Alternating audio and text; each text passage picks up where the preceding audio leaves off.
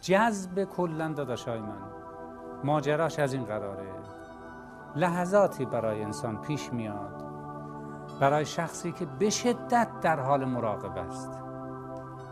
تکرار کنم، برای کسانی که به شدت در حال مراقبند، نه مراقبه معمولی. با مراقبه معمولی برای انسان جذبه حاصل نمیشه.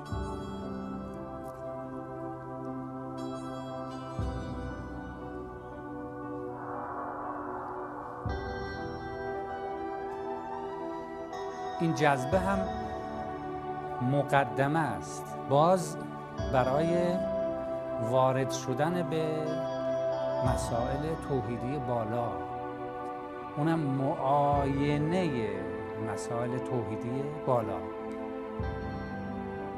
این جذبه، وقتی جذبه یعنی کشش به صورت لحظه‌ای، خود خدا شخصاً به وسیله دست با کفایت امام زمان صلوات الله علیه یک لحظه به شدت میکشنش، یعنی جذبش میکنن. شخص در اون حال با تمام ذرات سلولهای بدنش و روحش خدا را حس میکند. لحظه این حالت بر انسان پیش میاد و باید قطعا بشه و قطعا میشه.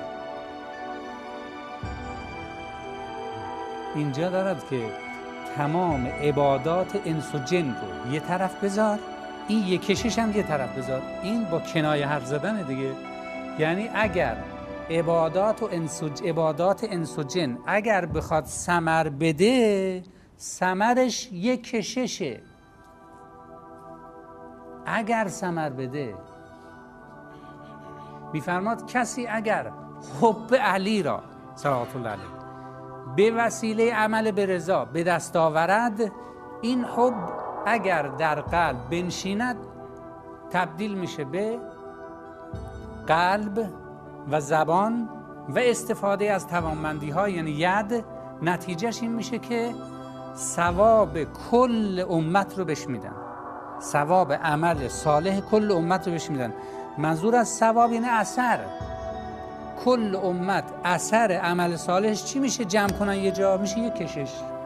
اینو بهش میدن.